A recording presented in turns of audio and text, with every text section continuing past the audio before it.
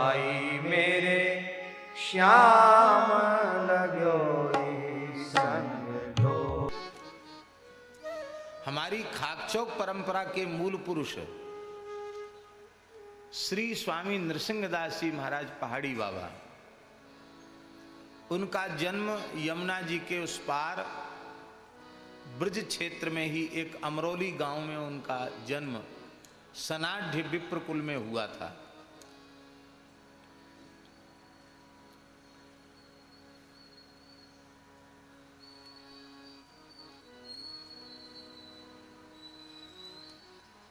अब संख्या तो मैं बार बार भूल जाता हूं, लगभग 359 या 60 वर्ष पूर्व, क्योंकि संवत 1869 में तो उन्होंने जीवित समाधि ली। इस बार कार्तिक पूर्णिमा को 209 वर्ष पूर्ण हो चुके थे।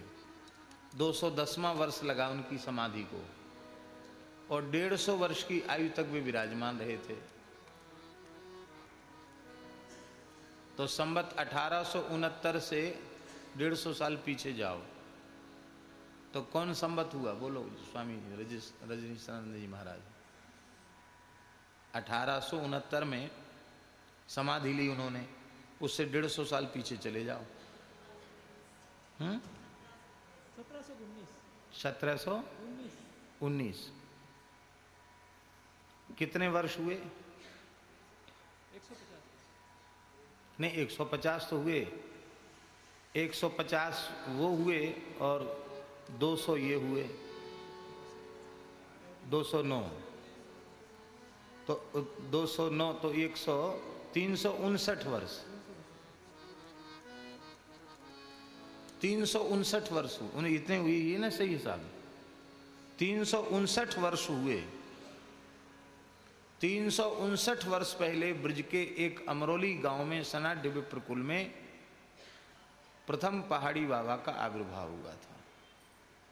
10 वर्ष की आयु में उन्होंने गृह त्याग कर दिया। बड़ा विलक्षण जीवन चरित्र है, चरित्र हमको सुनाना नहीं है,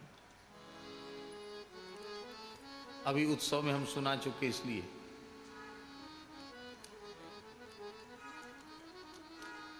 पांच वर्ष वे मानसरोवर में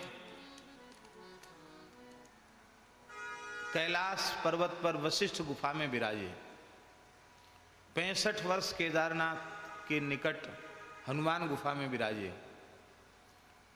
तो ये इतना तो पक्का ही है कि लगभग 70 वर्ष बर्फ में ही रहे और इससे अधिक रहे, पर 70 वर्ष का तो पक्का। 65 वर्ष वहां, 5 वर्ष वहां। तो बर्फ में रहने के कारण, हिमालय में पहाड़ पर रहने के कारण साधु समाज में लोग उनको पहाड़ी बाबा कहने लगे। पहाड़ी बाबा उनकी छाप पड़ गई। अब उनके शिष्य हुए श्री स्वामी लक्ष्मणदास जी महाराज। वे भी ब्रज के ही थे, दाऊ जी का जन्म था उनका। वो भी पहाड़ी बाबा हो गए, जबकि पहाड़ से, अब मूल पुरुष पहाड़ी बाबा कोई पहाड़ में थोड़ी जन्मे थे, जन्मे तो ब्रजवासी थे, पर पहाड़ी बाबा उपाधि पड़ गई उनकी। दूसरे भी द्वितीय पहाड़ी बाबा हो गए।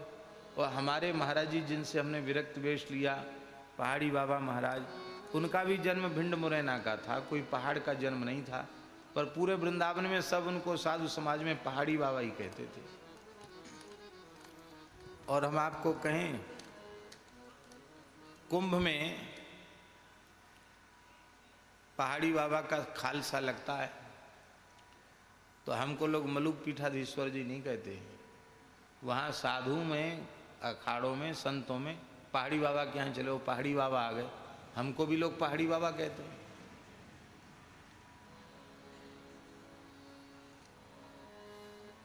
एक बढ़िया बात सुना दें, आपको हंसी आएगी। हमारे अखाड़े के, दिगंबर अखाड़े के श्री महंत थे श्री केशवदास जी महाराज, दर्शन किए ना? बहुत अच्छे, बड़े विद्वान और बड़े सरल संत थे। अखाड़े में इस तरह के मूर्ति कम होते हैं, पर वो अखाड़े में बहुत अच्छे विद्वान संत थे। तो महाराज जी उनके शरीर के भाई थे, खास सगे भाई। उनका जन्म पहाड़ का था, श्री केशवदास जी का। पहाड़ी ब्राह्मण थे वो। उनके भाई थे पंडित बलूनी जी, आईएएस अधिकारी थे, सेवानिवृत्त हो गए थे, बहुत अच्छे थे। वो कुंभ में आए महाराज जी, सब जगह दर्शन किया उन्होंने। बोले भाई तो हमारे छोटे हैं, इनसे तो हम चेला बनेंगे नहीं, दीक्षा लेंगे नहीं, छोटा भाई है। हमको तो पहाड़ के कोई संत होंगे अच्छे सिद्ध महात्मा, उनका चेला बनना है। तो सिद्ध विद्ध तो क्या, कथा सुन के उनको बड़ा प्रभाव हुआ। बोले ये पहाड़ी बाबा हैं, पहाड़ के महात्मा हैं, और हम भी पहाड़ी ब्राह्मण हैं, चलो यहाँ चेला बन जाते हैं। तो बहुत उन्होंने आग्रह किया। उनके जो भाई जो श्री महंत थे दिगंबर अनी अखाड़े के, उन्होंने हमको कहा, उन्होंने परिचय नहीं दिया कि मेरे भाई हैं। उन्होंने कहा ये अधिकारी रह चुके हैं, अब सेवानिवृत्त हो गए, बहुत अच्छे हैं, बड़े सज्जन हैं, बड़े सात्विक हैं, पहाड़ी हैं ये, आप इनको शरणागति कर दो, जो आपकी आज्ञा। हो गई शरणागति।